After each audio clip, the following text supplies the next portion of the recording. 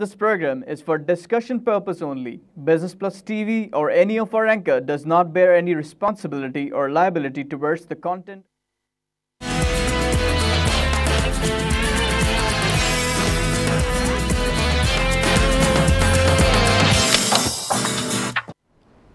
नाज़रीन, welcome to business today. मैं हूं अली नासिर। जिन मौज़ूआत के ऊपर हम गुफ्तगू करते हैं जनाब वाला वो बैनुल अक़वामी और मुकामी माशी सूरत हाल है, इकनॉमिक्स, फाइनेंस, बिज़नेस और रोज़ाना की ख़बरों पर एक नज़र और मुख्तसर तज़्ज़िये।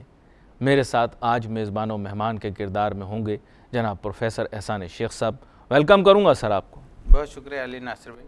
आपके साथ गुफ्तगू बड़ी मज़ेदार रहती है और इससे कबिल कि मैं जो हूँ तमाम चीज़ों का बताऊँ, मैं ब्रेक के बाद स्टॉक एक्सचेंज के मुतालिक बताऊँगा आज, ठीक, क्योंकि मेरे पास भी तब तक इतलात भी आ जाएगी, थोड़ी तहकीक भी आ जाएगी। बग़ैर तहकीक के बोलते हैं कि बंदे को नहीं बात करनी चाहिए। बिल्कुल सही है। दूसरी तरफ आपके पास एक और मौजू लेकर आऊँगा। बच्चे तालीम याफ्ता मुझसे एक सवाल करते हैं, ये असल में मीडिया में ये अभी अभी आए हैं लोग, बिल्कुल, कोई रात में बैठ जाता है, कोई दिन में बैठ जाता है और अब मीडिया पर तनकीद करते हैं।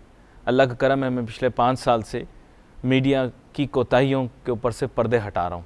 बिल्कुल, पर्दे डाल भी देता हूँ कभी कभी ऐसी चीज़ हो जो माशरे के लिए ख़तरनाक हो, नुकसानदेह हो, तो फिर पर्दा उठाता हूँ। बिल्कुल सही। बात यह है कि आज ये तनकीद मकबूलियत के लिए लोग करते हैं, मैंने यकीन करें छोड़ दी थी। मेरी वजह शोहरत ये थी कि एक मखसूस हमारे होस्ट हैं, होस्ट कह लीजिए आप उनको, वो कभी होस्ट बन जाते हैं, कभी वो स्कॉलर बन जाते हैं, कभी वो अदाकार बन जाते हैं, कभी अमिताभ बन जाते हैं, कभी किशोर कुमार बन जाते हैं, कभी कुछ भी बन जाते हैं। उनके सबसे पहले जो इज़्ज़त अफजाई थी मैंने शुरू की थी। सही, यानी किसी में जब ज़रूरत नहीं थी तब मैं किया करता था। ठीक। लेकिन बात यह कि माशरे पे इतना बड़ा बोझ है कि कुछ तालीम याफ्ता लोग मुझसे पूछते हैं कि हमारी तालीम का क्या फ़ायदा। अगर हम ये चीज़ बोल दें, आप भी कोशिश कीजिएगा, बोलें, हो सकता है आपको गाड़ी मिल जाए। बोले चपटे ने चमटे से चपटी को चटपटी चटनी चटाई। अगर आप ये बोल लेंगे, बिल्कुल नहीं भले आपको माशियात, इक्तिसादियात के जितने उसूल आते हो, फार्मूले आते हो, सब बेकार है। बिल्कुल सही है।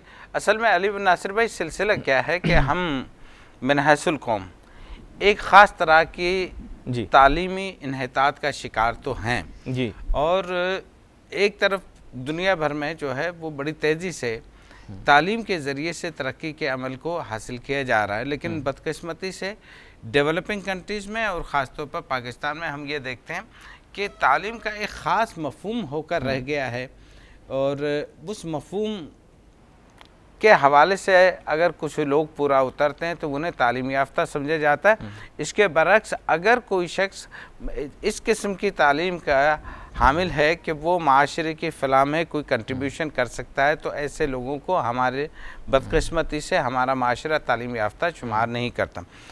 मसलन देखिए, एक ख़ास तरह की एक लैंग्वेज है, ठीक है ना, अगर लोग अमेरिकन एक्सेंट में इंग्लिश बोल सकते हैं तो यकीनन वो तालीम याफ्ता समझे जाएंगे। लेकिन अगर इसके बरक्स आप कितनी ही मुफीद नॉलेज रखते हों, मुफीद मालूमात रखते हों और आपकी मालूमात से माशरे को कितना ही फ़ायदा क्यों ना पहुंच जाए, उस वक्त तक आप तालीम याफ्ता नहीं कहलाते। जब तक एक ख़ास तरह के ड्रेसअप आपका ना हो, एक ख़ास तरह का एक्सेंट आप फॉलो ना कर रहे हो, तो ये बदकिस्मती से नहीं है। तो माशरे का अलमिया है। अलमिया तो है, मैं नहीं बात करता, देखें हर एक का अपना फैशन है। लोग हमारे लिबास का, हमारी पोशाक का भी मजाक उड़ाते होंगे जी। लेकिन आपने देखा होगा कि अब तो मर्द हजरात जो ये इवनिंग प्रोग्राम करते हैं रमज़ान के जी, ये भी कुछ जनाना लिबास पहन कर आ जाते हैं। जी बिल्कुल। अब मैं खुद हैरान होता हूँ। वैसे इसमें कोई जनाना मर्दाना नहीं होता, फैशन चेंज होते रहते हैं, ठीक है। लेकिन जिस तरह का लिबास वो पहन रहे हैं आपके ख्याल से क्या वैसे पता है मैं कंट्रोल नहीं कर पाता, क्योंकि मैंने काफ़ी अरसे से खुद को रोका हुआ था, लेकिन पब्लिक की इतनी ज़्यादा ओवरवेलमिंग डिमांड आ गई कि अली भाई ऐसी ऐसी हरकतें होना शुरू हो गई और आपके अलावा कोई मीडिया पे बोलता नहीं है, आप भी चुप बैठे हो। अली नासिर भाई बिल्कुल सही, आपने सही तरफ इशारा किया है कि सूरत हाल ये है कि हम मुख्तलिफ व्यूवरशिप को बढ़ाने के पॉइंट ऑफ व्यू से देखिए, मीडिया का जो है वो एक बुनियादी किरदार लोगों को एजुकेट करना है, उनकी तालीम, उनकी तालीम और उनकी तरबियत और उनकी इस्लाह करना एक मीडिया का काम होना चाहिए। और डेवलप्ड कंट्रीज़ में मीडिया ये काम को पूरा करता हुआ हमें नज़र आता है। लेकिन हमारे यहाँ मीडिया जो है वो सिर्फ़ और सिर्फ इंटरटेनमेंट का, और इंटरटेनमेंट भी अगर इस किस्म की हो कि जिसके ज़रिए से हमारे बच्चों की, हमारे नौजवानों की और हमारे लोगों की अगर इस्लाह होती है, उनकी अखलाकी तरबियत होती है, तो इस किस्म की इंटरटेनमेंट तो यकीन जो है मस्बत समझी जाएगी। लेकिन हम बदकिस्मती से देखते यह है कि हमारे यहाँ इसके बिल्कुल बरक्स होता है। देखो, आपने यूनिवर्सिटी में पढ़ा होगा जी, और आपने साथियों के साथ, आपको ये जो मास कम्युनिकेशन वाले हैं इनसे आपका इंटरेक्शन भी रहा होगा। मैं प्रोफेसर साहब ये कहना नहीं चाह रहा, लेकिन इन्होंने ही माहौल को जो है ना, हमारे पढ़े लिखे तबके ने ही माहौल को ख़राब किया है माजरत के साथ। ये तमाम हमारे सो कॉल्ड सहाफ़ी और सहाफ़त के बाप और बापे सहाफ़त, ये जो भी बने हुए बाबा सहाफ़त, इन्होंने जितना ख़राब किया, यकीन करें, हिंदुस्तानी गानों के ऊपर हादसात, अमवात, मैं वैसे बता रहा हूँ, उनकी धुनों पर बुरी ख़बरें, बम के धमाकों की ख़बरें, इज़्ज़त आबरू के लुट जाने का बयान ख़बरों के ज़रिए, ख़बरों में हिंदुस्तानी गानों की तर्ज पे। आप मुझे बताएं, कोई हज़म करने वाली बात है? देखिए अली नासिर भाई, मैं आपसे अर्ज़ करूँ ना कि सूरत हाल ये है कि जब कौमें इन्हतात का शिकार होती तो सबसे पहले उनका देखने का सिलसिला ये होता है कि उनकी पसंद और नापसंद में क्या तब्दीली आ रही है। अब पाकिस्तान में आप देखिएगा कि जिस किस्म का मीडिया जो है वो दरअसल वो रिफ्लेक्ट हमें सोसाइटी को रिफ्लेक्ट करता हुआ नज़र आ रहा है। लेकिन मीडिया का काम जो है वो सोशल डिमांड को, माशरे की डिमांड को पूरा करना नहीं है, बल्कि मीडिया का काम लोगों को एजुकेट करना है। बेशक लोग उसे पसंद करें ना करें। आप देखिएगा कि आप तो ख़ुद भी एक उस्ताद हैं, यूनिवर्सिटी में पढ़ाते हैं, और आपने मुशाहिदा किया होगा कि जनाब मन क्लासरूम में भी स्टूडेंट्स उन टीचर्स को ज़्यादा पसंद करते हैं जो हंसी मजाक करके चले जाते हैं। अगर आप कोई संजीदा चीज़ उन्हें पढ़ाने की कोशिश और कोई चीज़ सिखाने की कोशिश करेंगे तो यकीनन आपका शुमार जो है वो बहुत अच्छे असातिज़ा में नहीं होगा। पब्लिक डिमांड है ना, यही मैं आपसे अर्ज़ कर रहा हूँ कि देखिए, पब्लिक डिमांड के साथ मीडिया को और एजुकेटर्स को नहीं चलना। एजुकेटर्स और मीडिया ये दो ऐसे फोरम हैं कि जहाँ पर इनके कंधों पर एक बहुत ही मुश्किल किस्म की जिम्मेदारी आयद होती है, और इनका काम यह है कि पब्लिक डिमांड को के साथ उस रो में बह जाने के बजाय आहिस्ता आहिस्ता लोगों के माइंडसेट को चेंज करें। सर, अब तालीम का भी सिस्टम फ़र्क हो चुका है। बिल्कुल। अब मैं आपको बताऊं, जब क्लासरूम में जाते हैं तो उस पर जाने से पहले जैसे वालिदैन बताया करते थे ना, बेटा आप जाएंगे तो उस्ताद का एहतराम करना, ऐसे आजकल क्योंकि तालीम बिकती है और अफसोस के साथ हमें बेचनी पड़ती है। बिल्कुल सर। तो अब जो है, जब उस्ताद जा रहा होता है क्लासरूम के अंदर, तो उसके जो साथी होते हैं या उसके जो सुपीरियर्स होते हैं, प्रोग्राम मैनेजर्स होते हैं, यूनिवर्सिटी के ओहदेदारान होते हैं, वो कहते हैं आप क्लासरूम में जा रहे हैं, शागिर्दों का ख्याल रखिएगा, उनका रिस्पेक्ट कीजिएगा। बिल्कुल सही है। अब वो क्योंकि तालीम बिकती है, बिल्कुल उसकी वजह ये है, तो कस्टमर हो गया ना, बिल्कुल सही, कस्टमर है। सही बात यह है कि अब हमारा स्टूडेंट जो है वो हमारा स्टूडेंट कम रह गया है और वो हमारा कस्टमर ज़्यादा हो गया है। तो इस वजह से तालीम को हमने एक कमोडिटी के तौर पर सेल करना शुरू कर दिया। तो उसकी वजह से हम ये सूरत हाल देखते हैं कि असातिज़ा का वो माशरे में मुकाम नहीं हमें नजर आता। कमिंग बैक स्क्वायर सर्कल, एक मैं वैसे बताता हूँ, जैसे हमारा माशरा है जी, देखिए, जब हमारे माशरे में देखिए गुर्बत है, बिल्कुल पसमानदगी है, इसके ये माने तो नहीं कि हम गुर्बत पसमानदगी का मजाक उड़ाएं। लोगों की गुर्बत का, लोगों की ज़रूरत का, लोगों के एहसासात और जज्बात के ऊपर देखिए, बाकी सारी चीज़ें जो वो कर रहे हैं करें, लेकिन प्लीज़ किशोर कुमार की कवर पे लाते तो न मारें क्योंकि जिस तरह के सिंगर को उन्होंने बुलाया हुआ है वो, मतलब मैं वैसे कहना नहीं चाह रहा था, मैं कह रहा हूँ कि ऐसे सिंगरों की जो कि बड़े बाहतराम होते हैं, उनकी मतलब आवाज़ ऐसी है जैसे वो एक मखसूस जानवर रात में पूरे चांद पर, आप पता होगा 14वीं का चांद जैसे पुकारता है, वैसे वो आवाज़ है। और उस पर किशोर कुमार का गाना कुछ जचता नहीं। खैर, जिस बात की हम निशान, सर आप मुस्कुरा दें, कोई बात नहीं, मैं कभी कभार ऐसी बातें करता हूँ क्योंकि मेरे डिमांड बहुत है और काफी अरसे में लोगों ने रोका हुआ है। अब रमजान है, भाई ये जो है इसकी भी माशरे में ज़रूरत तो है कि हम अगर कहीं कोई चीज़ ऐसी देखते हैं कि जो मॉरल वैल्यूज़ के हिसाब से पूरा नहीं उतरती, तो एक पैमाना तो हमें रखना होगा।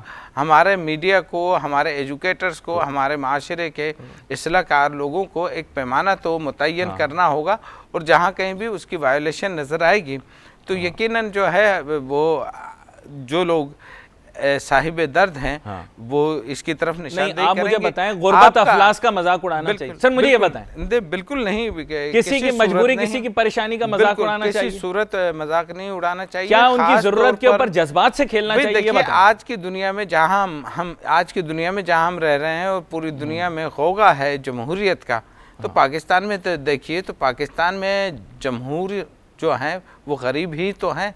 गोया कि पाकिस्तान तो गरीब लोगों का मुल्क है। अगर कोई शख्स गरीब लोगों का मजाक उड़ाता है तो गोया वो मुल्क और कौम का मजाक उड़ा रहा है, मैं ये समझता हूँ। तो ऐसे बिल्कुल ये मैं आपसे सही अर्ज कर रहा हूँ। और फिर दूसरा ये कि रिस्क की तकसीम ये अल्लाह के इख्तियार में है। अगर अल्लाह ने रिस्क की तकसीम को जो है वो सलाहियतों और आमाल के साथ मशरूत कर दिया होता तो यकीनन जो है बहुत सारे लोग जो आज बड़े साहिब सरवत समझे जाते हैं उनका शुमार भी गरीब लोगों में होता, और गरीब लोगों में भी आपको ऐसे बासलाहियत प्रोडक्टिव लोग मिलेंगे कि जो माशरे के लिए वाक़तन प्रोडक्टिव काम कर रहे हैं और माशरे की इस्लाम में बड़ी उनकी कंट्रीब्यूशन है, लेकिन मॉनेटरी यूनिट में उनकी इनकम बहुत कम होने की वजह से वो हमें बज़ाहिर गरीब नज़र आते हैं। और ऐसे लोगों को हमें सर पर बिठाना चाहिए, ना कि उनका मजाक उड़ाना चाहिए। अच्छा, एक और चीज़ जो मुझे बड़ा दुख होता है, वैसे रमज़ान का महीना है, आप मईशतदान हैं, बात एक फ़लसफ़े की है जी।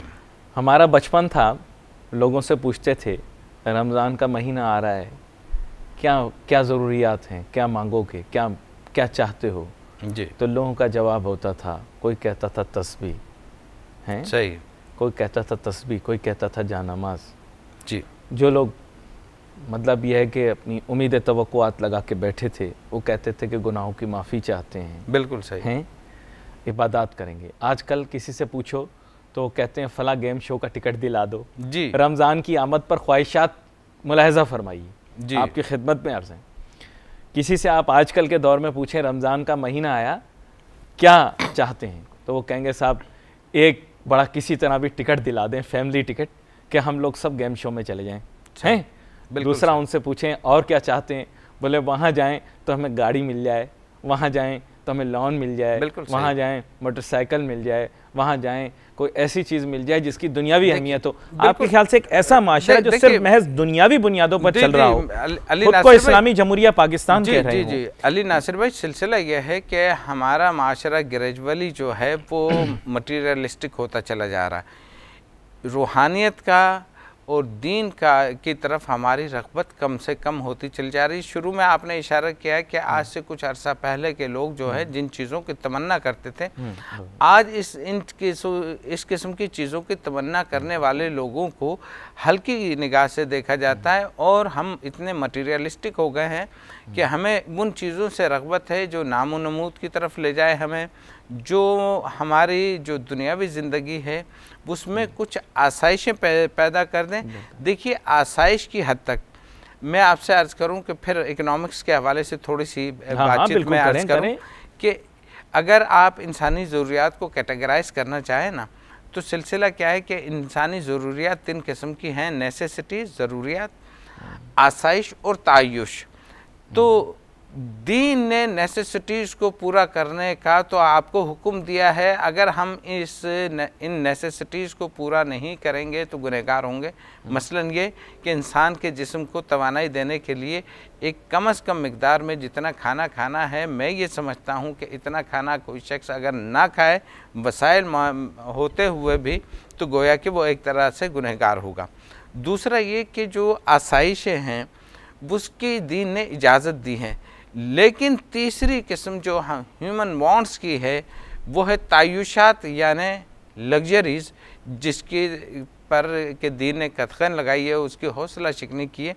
तो आज की दुनिया में जिस तरफ आप इशारा कर रहे हैं, तो हम जो है वो लग्जरीज़ के पीछे भाग रहे हैं, और ये जो जिस किस्म की ट्रांसमिशंस हमें देखने को मिल रही हैं, तो वो बुनियादी तौर पर हमारे माइंडसेट को इस तरीके से हमारी तरबियत की जा रही है, हमारे नौजवानों की, हमारे बच्चों की, हमारी कौम की, कि हम जो है वो तायुशात की सिमत बिल्कुल दौड़ने की कोशिश कर रहे हैं।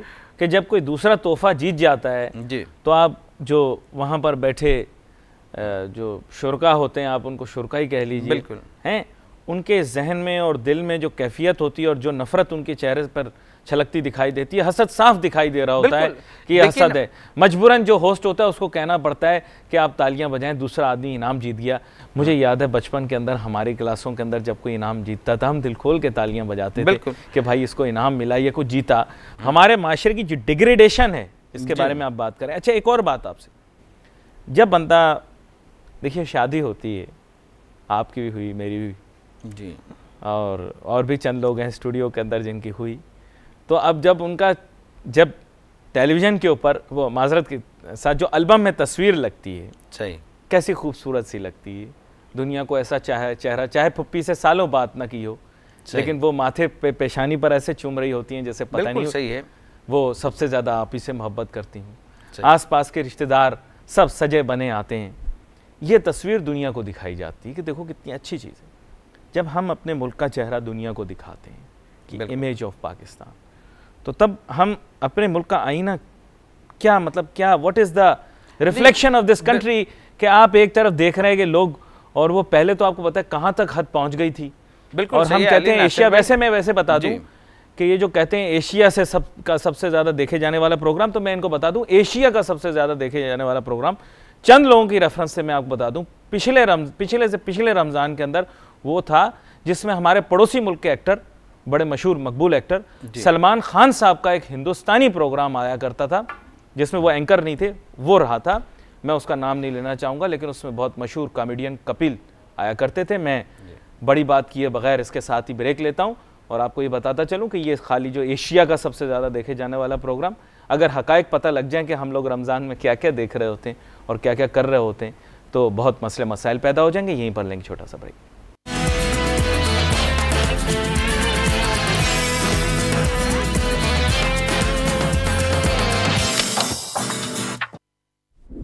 नाज़रीन, welcome back after the break. गुफ्तगू हमारी जारी है प्रोफेसर एहसान शेख साहब के साथ। प्रोफेसर साहब, मैंने वादा की तो ब्रेक के बाद PSX थोड़ी बात करूँगा। PSX ends lower as bears take control, और इसमें जनाबे वाला इनकी सोच व फिक्र ये कहती है कि मार्केट आगे जाके कहाँ जाएगी। गिराफ पर नहीं जाते क्योंकि शायद गिराफ की प्रिंटिंग में कुछ आगे पीछे हो गया हो, लेकिन खैर एनीवे मैं बता दूँ, ये कल मनफी या -307.12 पॉइंट्स की कमी हमने देखी। काश कोई मुझे समझाता, मेरी समझ में कुछ नहीं आता। बात यह है कि आप तो MSCI इंडेक्स इमर्जिंग मार्केट्स के अंदर पहुंच चुके थे और लोगों ने दीवारों से टकरे मारना और कुओं में छलांगे मारना शुरू कर दी थी, तो फिर नेगेटिव का तो कोई वजह नहीं बनती। दरअसल बात यह है सर जी प्रोफेसर साहब, असल में इक्तिसादियात में, फाइनेंस में इस बारे में बड़ी तहकीक हुई कि स्टॉक एक्सचेंज का बिहेवियर, आपको पता है पैसे इसमें बनते हैं, तो इसमें एक हमारे यहाँ प्रोबेबिलिटी है जिसे गैम्बलर साइंस कहा जाता है। बिल्कुल सही है। उसमें यह है कि गैम्बलर साइंस उसे क्यों कहते हैं, लोग हमसे पूछते हैं बाया आप क्यों बात करते हैं। मैं 3 चीज़ों का जिक्र करता हूँ, आप भी देखिएगा, हो सकता है आपको अच्छी लगे। जी, लोगों, मेरे जो शागिर्द होते हैं कभी कभार मुझसे पूछते हैं कि साहब ये गैम्बलिंग, बैटिंग और स्टॉक एक्सचेंज में या इन्वेस्टमेंट इन स्टॉक्स या इन्वेस्टमेंट इन जनरल के अंदर क्या फ़र्क है। तो मैं उन्हें बताता हूं कि असल में गैम्बलिंग में आउटकम्स जो हैं वो डिटर्मिनेबल हैं। सही। गैम्बलिंग में किस तरह से, लोग बोलते हैं ऐसे कैसे हो सकता है, ये रमज़ान का महीना है भाई, लेकिन इल्म की खातिर हर चीज़ सोची और समझी जा सकती है। तो मैं चाहूँगा तुम जो गौर से सुने लोग, गैम्बलिंग में आउटकम जो है सर वो डिटर्मिनेबल किस तरह से होता है। जैसे सबसे बेसिक जो गैम्बलर्स का जो है वो है जो कॉइन को प्रोबेबिलिटी 50-50, ठीक है। तो आउटकम उसका जो है बड़ा क्लियर है, एक वक्त में 2, उसमें से हर एक आउटकम का एक 50-50 चांस है, सही है 1/2, 0.5। दूसरा जो मैं आपको बताऊं, ज्यादातर लोगों ने प्रोबेबिलिटी में रोल ऑफ डाइस, बिल्कुल सही, और उसमें फिर हम क्या करते हैं, डाइस के नंबर्स बढ़ाते जाते हैं, यानी 1 के बजाय 2 डाइस, 3 डाइस, ताकि आउटकम्स जो हैं वो न्यूमरस आ जाए हमारे पास। सही, ठीक। फिर हमारा तीसरा होता है पैक ऑफ कार्ड्स, ठीक है, यानी कि ये जोकर के बगैर 52 होते हैं, जोकर मिला के 54 होते हैं। सही, पैक ऑफ कार्ड्स। और कुछ ना लोग समझ लें, हमारे यहाँ माशरे में जोकर भी बहुत होते हैं, कभी कभार ऐवानों में भी बैठे होते हैं। तो और ये अक्सर चीज बैठे होते हैं। अक्सर बैठे हो। जो दूसरा है वो है बैटिंग, जी, यानी कि जुआ। जुआ, अच्छा, गैम्बलिंग भी जुआ है उर्दू में तो, और ये भी जुआ है, और दोनों के बारे में आप जानते हैं कि बिल्कुल सही दीन क्या कहता है, मैं इसके मुतालिक नहीं बताऊंगा। इसमें क्या है कि आउटकम जो है वो डिटर्मिनेबल नहीं है। बिल्कुल सही। देखिए सिलसिला क्या है कि और इन्वेस्टमेंट साथ, सिलसिला क्या है कि अनसर्टेनिटी जहाँ कहीं भी इन्वॉल्व होगी, जी जी जी, तो वहाँ पर प्रोबेबिलिटी का एक रोल आ जाएगा, ठीक है ना। ये जो स्टॉक मार्केट है इसके अंदर भी आप ये देखिए कि शॉर्ट टर्म में ख़ास तौर पर ख़ुसूसन डे टू डे बेसिस पर प्रोबेबिलिटी का बड़ा अहम रोल है। हालांकि ये जो बैटिंग जिसकी तरफ आपने इशारा किया ना, तो ये तो एक बिल्कुल ही नॉन प्रोडक्टिव किस्म का काम है, लेकिन स्टॉक मार्केट में जिस किस्म की प्रोबेबिलिटीज इन्वॉल्व हैं और उसकी वजह से जो स्टॉक मार्केट के day to day outcome evolve होकर हमारे सामने आ रहे होते हैं, तो शॉर्ट टर्म में तो ये इन्फ्लुएंस हो रहा होता है इंफॉर्मेशन के साथ, यानी लोग इम्पल्सिवली रिस्पॉन्स कर रहे होते हैं, लेकिन इन द लॉन्ग रन इसके पीछे फंडामेंटल्स ही का किरदार होता है। लेकिन अब ये जो फंडामेंटल किसी भी स्टॉक मार्केट के किसी भी आउटकम को अगर आप देखिए ना, तो उसके दो कंपोनेंट हमें वाज़े तौर पर नज़र आएंगे। एक कंपोनेंट को जो है वो हम डिटर्मिनिस्टिक कंपोनेंट कहेंगे कि वो तो 100% डिटर्मिन होगा फंडामेंटल्स की बुनियाद पर, लेकिन दूसरा जो कंपोनेंट है जिसे आप रैंडम कंपोनेंट कह सकते हैं, उसका ताल्लुक जो है वो लोगों के नफ्सियात से और उनके इम्पल्सिव बिहेवियर के साथ है। अच्छा, यहाँ पर मैं एक चीज़ वाजे कर दूं, माजरत मेरे जहन से निकल गई, मैं उसको क्लियर कर दूं थोड़ा। बैटिंग का उर्दू लफ्ज़ शर्त है, शर्त भी मेरे ख्याल, हाँ बिल्कुल, शर्त भी नहीं लगानी चाहिए, बिल्कुल सही। ये भी जुआ की ही एक शक्ल है जी। अच्छा, तो मैं आपसे अर्ज़ ये कर रहा था कि ये जो इम्पल्सिव किस्म का बिहेवियर है लोगों का, उसकी वजह से हमें शॉर्ट टर्म में जो है स्टॉक मार्केट और फाइनेंशियल मार्केट्स के आउटकम में फ्लक्चुएशंस नज़र आ रही होती हैं जी, और उसकी वजह जाहिर यह है कि लोग जो हैं वो आने वाली इंफॉर्मेशंस को रिस्पॉन्ड कर रहे होते हैं, लेकिन इंफॉर्मेशन का कैरेक्टर यह है कि वो रिवील होती है अनइवनली। अगर इवनली इंफॉर्मेशन हमारे पास आ रही हो तो हमारा बिहेवियर बिल्कुल डिटर्मिनिस्टिक होगा और हम फंडामेंटल्स के साथ चलेंगे, स्लोप स्ट्रेट होगा। जी हाँ, बिल्कुल स्लोप जो होगा हमारी ज्योमेट्रिक टर्म्स के अंदर या आप ट्रिग्नोमेट्रिक टर्म्स में देख लें तो स्लोप बिल्कुल। फिर दूसरा ये कि इसमें इंफॉर्मेशन को रिवील करने के जराए यानी मीडिया का भी अपना एक रोल है कि वो उस गिवन इंफॉर्मेशन को किस पैराए में रखकर लोगों तक पहुंचाता है और उसका अमूमी तासुर क्या क्रिएट किया जाता है, उसमें प्रॉब्लम भी आपके सामने बयान करता हूं। बिल्कुल, यह आपने भी बात कर दी, ये इन लोगों को पता ही कुछ नहीं, वो माजरत के साथ ये सूट टाई वाले जितने बाबू बैठे हुए हैं स्टॉक एक्सचेंज के अंदर एनालिस्ट्स बन के, इन बेचारों को भी भूल गया, क्योंकि इंसान अगर किसी एक चीज में प्रैक्टिस ना करे ना तो उसे भूल जाता है। बिल्कुल, वो गाड़ी चलाना भी भूल जाता है इंसान, कभी कभार इंसान साइकिल चलाना भी भूल जाता है, बिल्कुल सही, कभी कभार याद रहती है लेकिन साइकिल चलाई नहीं होती काफी अरसे से। तो हमारे एनालिस्ट से और मार्केट के अंदर इंफॉर्मेशन जो लोग देते हैं उनसे मेरी गुजारिश है कि ज़रा साइंसी बुनियादों के ऊपर लोगों को पढ़ाएं समझाएं। आप ये बताइए सर, इसमें इल्मुल नजूम फाल निकालना तोते का काम है या ऐसे जैसे पुराने ज़माने में बुजुर्ग मुंह पे मतलब उंगली पर थूक लगाकर हवा का जो है वो समत उसकी तायुन किया करते थे, क्या इस तरह से स्टॉक एक्सचेंज के रेट मालूम होंगे? बिल्कुल सही है। देखिए आजकल जो जिन एरियाज़ में सबसे ज़्यादा रिसर्च हो रही है उनमें से एक एरिया जो है वो इकोनॉमिक्स एंड फाइनेंस का है। यहाँ पर बड़ी तेज़ी से रिसर्च हो रही है और लोग इकोनॉमिक फेनोमेनन्स को बहुत अमीक नज़र से देखने की कोशिश कर रहे हैं और उसको दुनिया भर में समझने की कोशिश कर रहे हैं। और उसकी वजह से देखिए कि जो फोरकास्टिंग का अमल है, फ्यूचर फोरकास्ट जो है वो प्रिसाइज होता चला जा रहा है ग्रेजुअली। मेरे मुशाहिदे में देखे ना गालिब ने कितने अरसे पहले माशियात के बारे में बता दी जी, पहले हज़ारों ख्वाहिशें ऐसी कि हर ख्वाहिश पे दम निकले, बहुत निकले मेरे अरमान लेकिन फिर भी कम निकले। बिल्कुल ठीक है आपने कहा। और इसने मतलब 2 मिसरों में आपकी माशियात की डेफिनेशन बता दी इकोनॉमिक्स की। एक शेर जो है बिल्कुल इसी मफहूम का, यूं तंग है हर जिस्म पर ये जामे हस्ती जिसने भी खरीदा है शिकायत से खरीदा, तो ये दुनिया जो है यहाँ पर रिसोर्सेज की स्कैरसिटी तो अपनी जगह है, और ये जो तगोदो है, ये इस जो ज़िंदगी का लुत्फ है, ये रिसोर्सेज की स्कैरसिटी ही की वजह से है। अगर बहुतायत हो तो फिर जो है हर शख्स जो है वो सुस्त हो जाए, और हमें ये जो रंगारंगी और दौड़ भाग ज़िंदगी में नज़र आती है, इसमें ये बिल्कुल नज़र नहीं आएगी।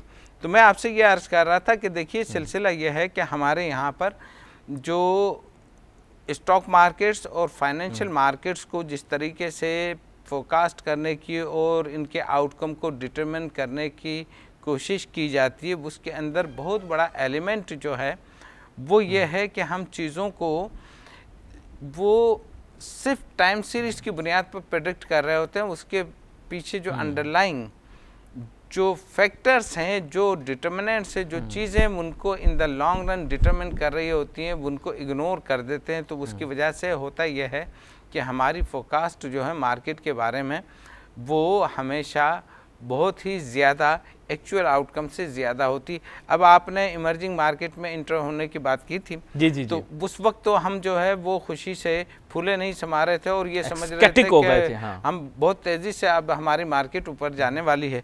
लेकिन देखिए कि स्टॉक मार्केट का कैरेक्टर यह होता है, स्टॉक मार्केट ही नहीं बल्कि फाइनेंशियल सेक्टर के हर के मार्केट का एक कैरेक्टर ये होता है कि वहाँ अगर कोई पॉजिटिव डेवलपमेंट होगी वो उसने भी ग्रेजुअली डाई आउट होना होता है। तो पिछले दिनों जिस दिन ये खबर आई थी इमर्जिंग मार्केट में इंटर होने की, तो उस दिन स्टॉक मार्केट ने बड़ा पॉजिटिवली उसको रिस्पांस किया था, जो ग्रेजुअली उसका रिस्पांस कम होता चला गया। इसी तरीके से अगर किसी किस्म की मनफी खबर मार्केट के हवाले से आएगी तो उसका जो नेगेटिव आउटकम है वो भी ग्रेजुअली जो है वो डाई आउट हो जाएगा, यानी उसका असर रफ्ता रफ्ता कम हो जाएगा और वो अपने एवरेज सतह की तरफ माइल रहेगी। फिर दोबारा बुनियादी जो मामलात होते हैं मार्केट के उन पर रिलाई करेगी। बिल्कुल। और बुनियादी मामलात के लिए मैं अगले दिन भी बता रहा था, नाजरीन की बड़ी ओवरवेलमिंग डिमांड आई कि जी गॉर्डन ग्रोथ मॉडल के मुतालिक, और मैंने इनको दो बताए थे। मैंने कहा गॉर्डन ग्रोथ मॉडल बहुत ज़्यादा मकबूल है, फिर वॉल्टर मॉडल है, फिर दीगर और मॉडल भी इस्तेमाल कर सकते हैं, और चंद एक जो हमारे यहाँ नॉन डिविडेंड पेइंग शेयर्स होते हैं, क्योंकि बहुत सारे शेयर्स डिविडेंड नहीं दे रहे होते, तो उनके लिए मैंने बताया कि मुख्तलिफ मयार हैं।